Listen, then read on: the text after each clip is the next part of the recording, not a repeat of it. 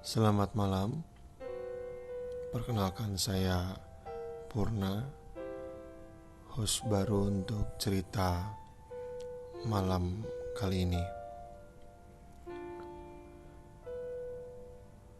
Malam ini kita akan berbicara tentang salah satu kisah yang terjadi di salah satu kota di Jawa Tengah.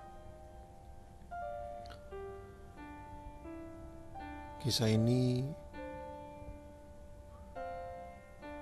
telah terjadi sejak tahun 2008. Ke depan kita akan sebut kisah ini sebagai angkernya histeria.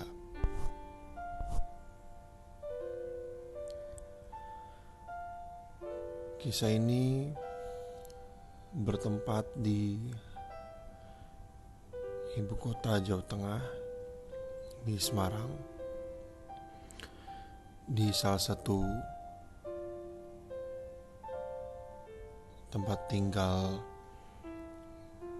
berbentuk kontrakan di salah satu kawasan di sekitaran tengah kota.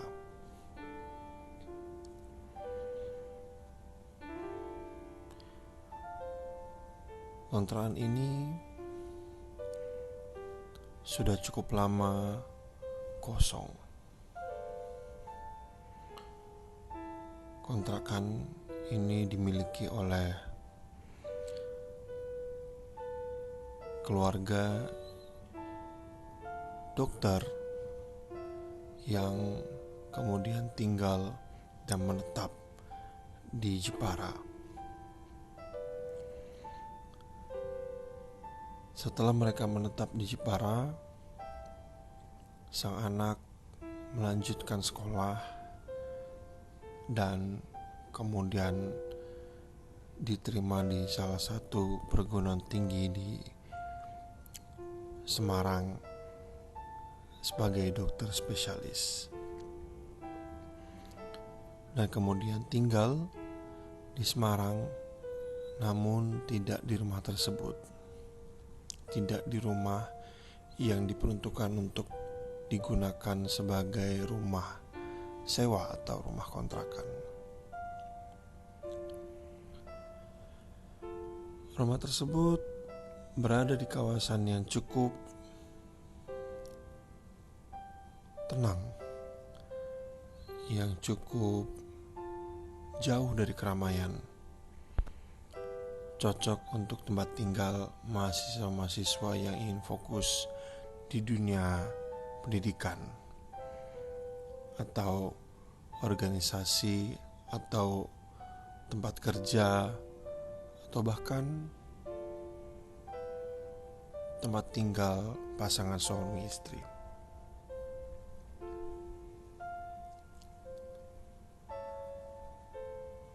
Pada sekitar 2008, pada bulan September, ada sejumlah mahasiswa yang mencari tempat tinggal baru yang agak jauh dari keramaian, yang hening dan terkontrol untuk akses orang-orang baru. Kemudian mereka menemukan rumah tersebut yang dimiliki oleh keluarga dokter, dan mereka sepakat untuk tinggal di rumah tersebut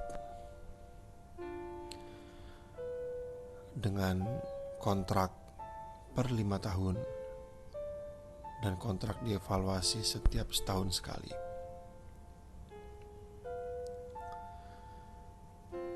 Rumah tersebut merupakan peninggalan dari komplek rumah yang dahulunya pernah dimiliki oleh para pengajar-pengajar di salah satu universitas di Semarang. Kemudian dijual, dibeli oleh keluarga dokter tersebut, dan sekarang kosong dan kemudian ditempati oleh para mahasiswa yang sewa di tempat tersebut. Rumah tersebut kosong dengan luasan berkisar 10 kali 25 meter. Rumah tersebut memiliki corak rumah minimalis dengan aksen kayu, cat putih, jendela kaca dengan rangka kayu, pintu-pintu kayu, kusen-kusen kayu dengan cat putih, minimalis sekali. Dinding dicat putih pula, dan rumah dengan ruang tamu yang cukup luas. Terdapat halaman depan dengan paving, terdapat garasi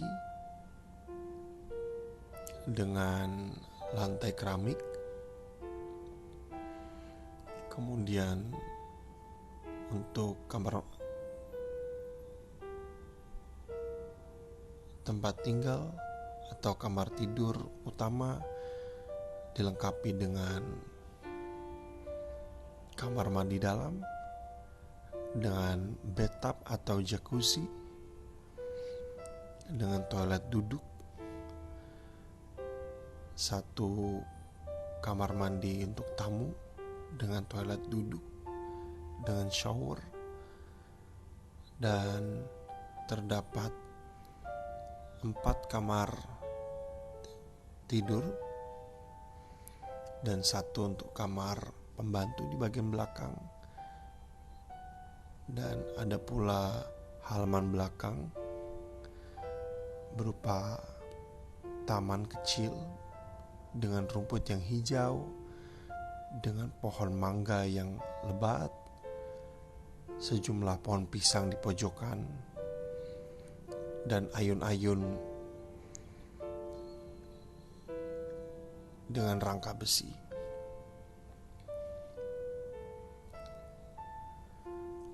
Rumah minimalis tersebut sangat menarik untuk mahasiswa-mahasiswa untuk tinggali, walaupun dengan kondisi rumah kosong tanpa furnitur.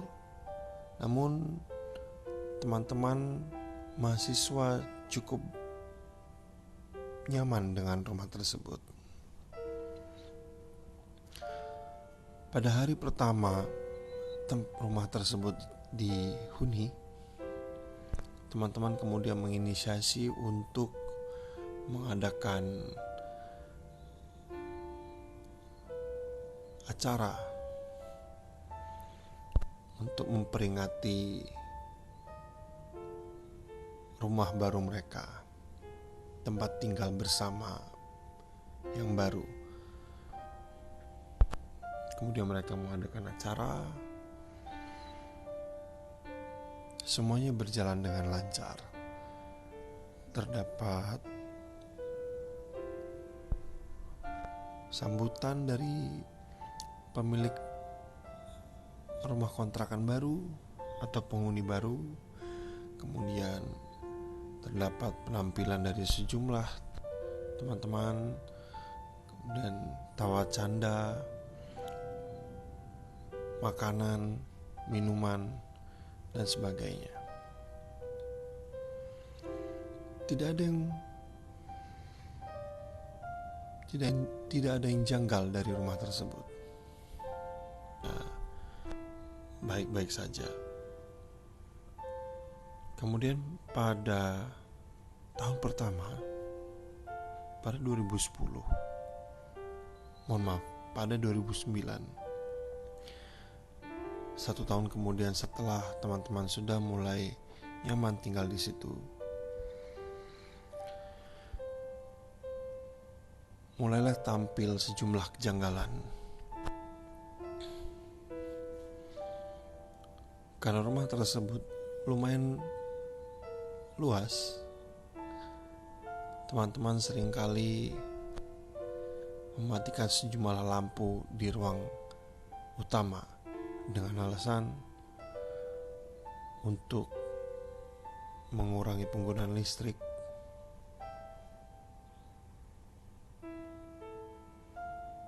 Jadi ada ruang-ruang utama yang kemudian tanpa penerangan. Singkat kata, beberapa teman-teman suka untuk bergadang dan tidur di ruang tengah atau di ruang tamu yang bentuknya layaknya bangsal memanjang dengan ukuran dari pintu depan dengan lebar berkisar 3 meter dan memanjang ke belakang hingga ruang dapur berkisar 10 meter. Ruang tersebut tidak menggunakan lampu. Lampunya dipadamkan dan kemudian teman-teman bekerja menggunakan laptop dalam kegelapan. Namun mereka masih diterangi oleh lampu teras tentunya. Kejanggalan mulai tampil saat teman-teman yang kemudian sudah selesai atau di tengah proses mengerjakan tugas, mereka sembari tiduran di lantai, beralaskan tikar atau beralaskan kasur tipis. Kemudian saat mereka tidak sepenuhnya tidur atau tidur ayam, saat mereka menutup mata, mereka membuka mata, sesekali terkadang mereka melihat sosok bayangan di depan mereka istirahat, atau lebih tepatnya di tengah kegelapan ruang tamu di depan mereka. Sebut saja Ari yang saat itu sudah selesai mengetik, kemudian sibuk mendengarkan musik dengan speaker di telinganya, dengan earphone di telinganya. Kemudian perlahan hampir tertidur. Kemudian saat dia hampir sedikit membuka mata, dia seperti melihat bayang-bayang di depan dirinya. Saat dia tutup kembali, kemudian dia meyakinkan diri dalam posisi yang agak mengantuk, dia tidak begitu acuh. Saat dia membuka kembali, sosok gelap tersebut mendekat. Kemudian karena dia mulai yakin bahwa hal tersebut bukan mimpi, dia agak merunduk dalam posisi tertelungkup, menghadap ke atas, menghadap plafon. Kemudian dia mulai menolehkan mukanya ke bagian dinding sehingga dia tidak perlu melihat bayangan tersebut. Namun dia merasakan sesosok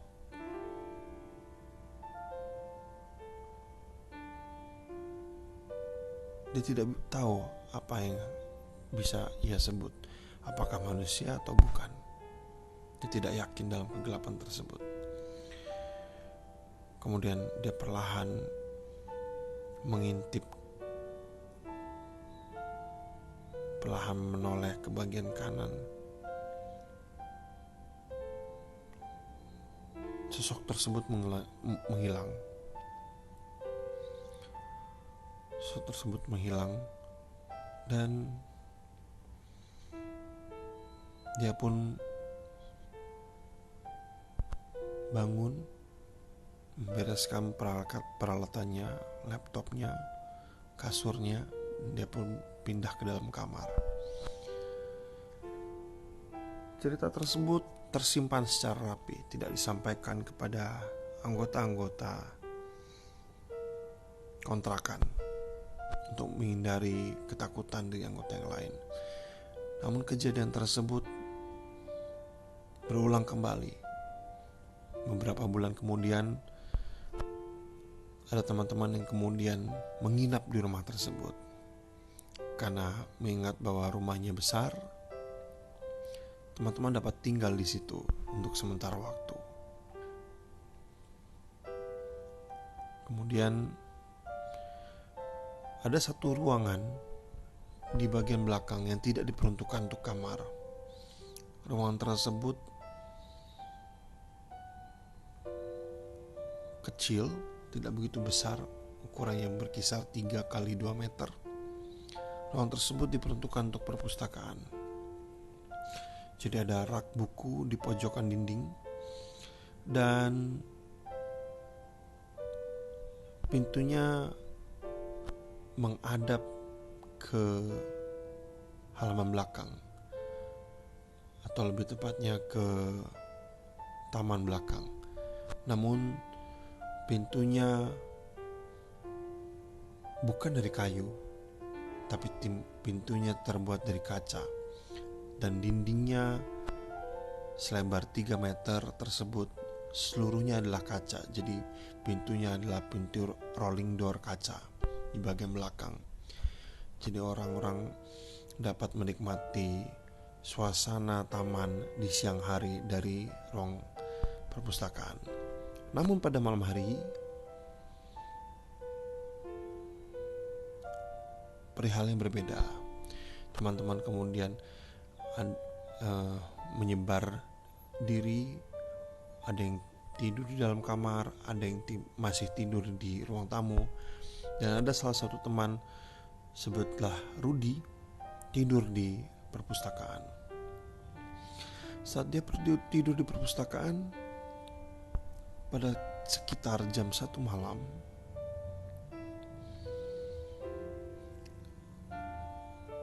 dia tertidur dalam posisi memunggungi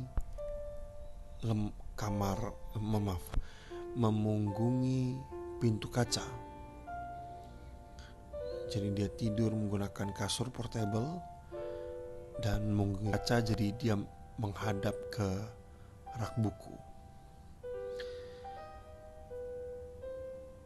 Kemudian berkisar 2 atau 5 menit setelah dia lelap tertidur, dia mulai mendengar suara perlahan.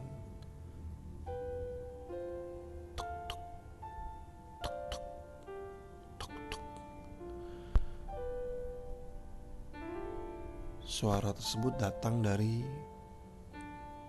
pintu kaca. Selayaknya pintu diketuk menggunakan jari,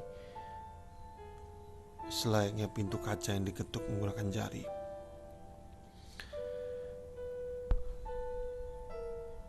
Rudi belum bangun saat itu, dan kemudian dia hanya seperti samar-samar mendengar suara tersebut. Kemudian ketukan itu terulang.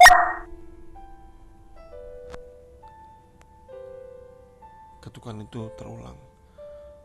Tuk, tuk, tuk, tuk.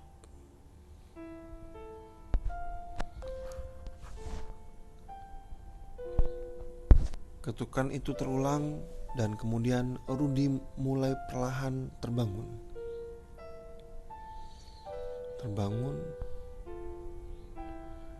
Kemudian dia merasa tidak yakin dengan suara tersebut. Dia tidur kembali. Kemudian tiba-tiba dia punya rasa keinginan untuk buang air di malam hari. Kemudian dia bangun.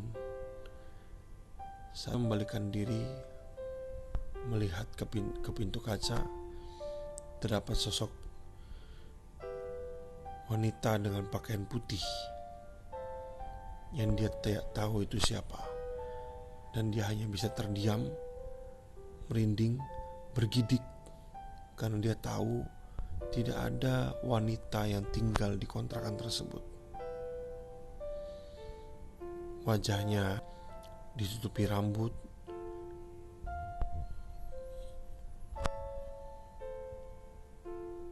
pakaiannya panjang sampai kaki dengan warna putih, dengan sedikit sobekan di bagian kanan.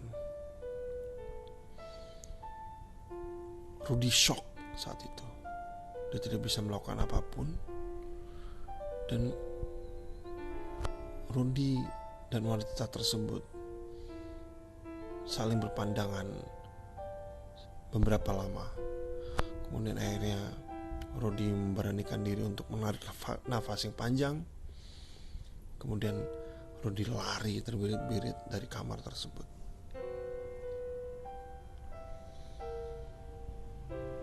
Kemudian dia minta tolong dengan anggota-anggota lainnya. Dia menggedor pintu dan kemudian menyebut nama teman-temannya yang lain. Sejak itu informasi itu tidak bisa dibendung.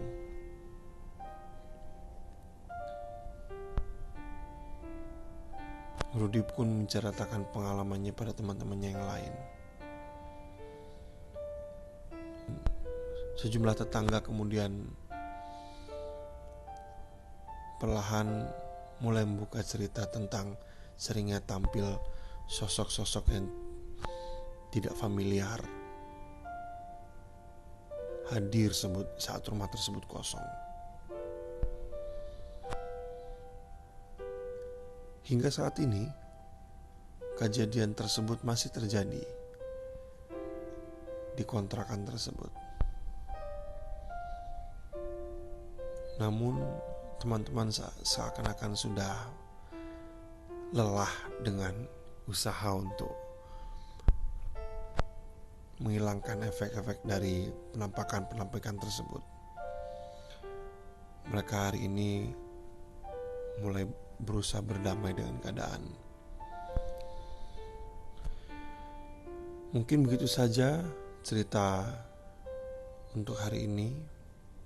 Kita lanjutkan dengan cerita-cerita yang lain di episode selanjutnya.